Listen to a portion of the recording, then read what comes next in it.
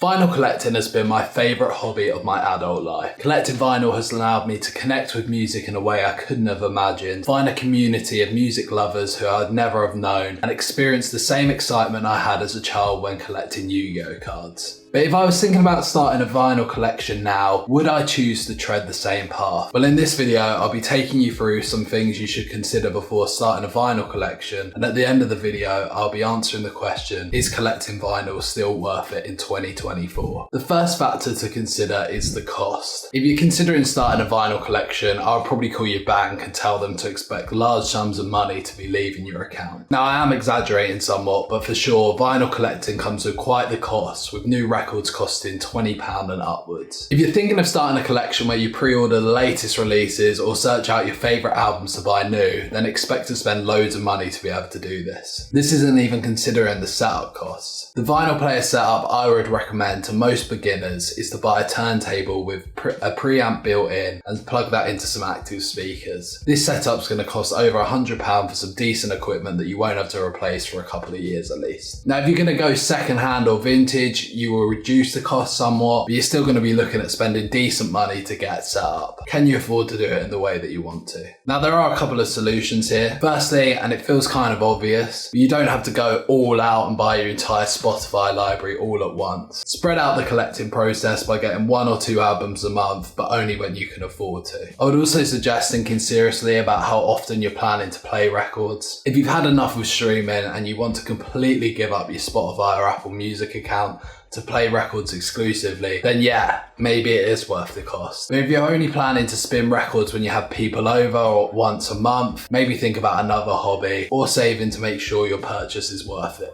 The next consideration is the amount of care you need to place into looking after your records. I would argue that vinyl is the most fragile way of listening to music. After all, these records are essentially made of thin etched plastic, and that can be damaged so easily with scratches or scuff marks affecting how your record plays. You also want to ensure that your records are clean and that you're using the proper equipment to clean them in a way that won't damage your record. Oh yeah, and you know that little needle that literally touches your record? Well, that thing is like a magnet for dust, and if it gets coated, your record might skip or scratch. So you've got to get a separate tool to dislodge the dust on the needle. Oh yeah, and it's essential that you choose the right turntable to begin with. You know those briefcase turntables that the Pinterest girls love? Well, those things can be doing all kinds of damage to your records. I'll say it how it is. Vinyl can be a faff. Don't get me wrong, I am well aware of the external pleasures that looking after and playing your records can bring. It's the care that ultimately makes the playing experience more rewarding because of the work you're putting into listening to it. But if you can't be bothered with all the hassle, then it's probably not for you. If you're getting value from this video, then make sure you drop a like and subscribe if you enjoy music and vinyl related content. As mentioned in the previous point, storage can be a real issue when starting a vinyl collection. With streaming, the real estate of listening to music is as large as your phone and whatever headphones you're enjoying the music on. With vinyl, as well as the space that the turntable and speakers themselves take up, you've got to think about the enormous space the 12-inch vinyl take up. If you're planning on getting a huge collection, chances are you might need a spare room to store everything in. And then there's the issue of moving. I have my vinyl in this cabinet behind me, and I've tried to shift my cabinet many times to get behind the case,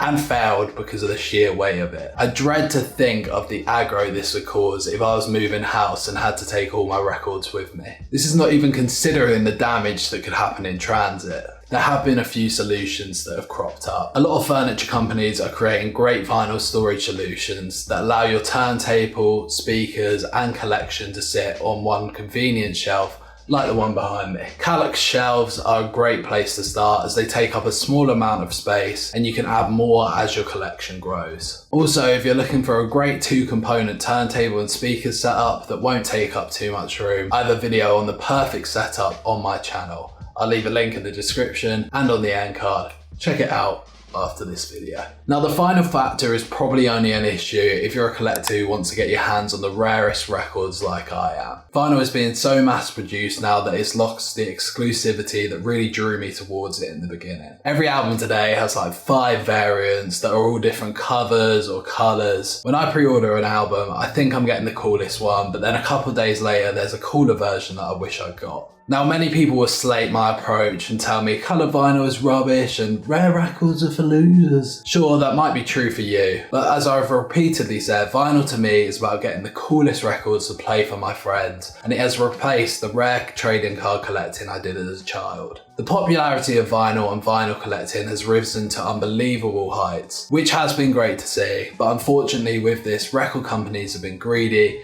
capitalising on the enormous demand to make as much money as possible. Unfortunately, this isn't something I see changing, so if you're someone that wants to get the rarest records, prepare to be extremely frustrated and spend a lot of money for not much enjoyment. So all this being said, is vinyl worth collecting in 2024 and beyond? My answer is yes, and let me tell you why. At university, I bought a new turntable and really started getting into vinyl. I used to take trips on my local record store in my uni town and spend hours flicking through the enormous array of records. Eventually, when it came time to write my dissertation, I chose to write it about vinyl records as it was something I was so passionate about that I knew I could crack out 10,000 words on. My biggest learning from my dissertation was about how special the ability to connect with the music on vinyl is. When you listen to a vinyl, you're locked into the music. There is no skipping, there is no shuffling. Once you're in, you're in. And this makes music so much more powerful because the choice to play a record is a massive commitment to the music you've chosen. There is no other way of listening to recorded music that makes you enjoy the music as much as vinyl, in my opinion. I can't tell you the amount of times I've had people round and we've spun music on the turntable and all sung and danced and laughed together, and I don't see this being the same with any other format. So ultimately, regardless of any factors, as long as you have a turntable and a record you enjoy on vinyl, collecting vinyl is still the best way to enjoy recorded music and still worth collecting in 2024 and beyond.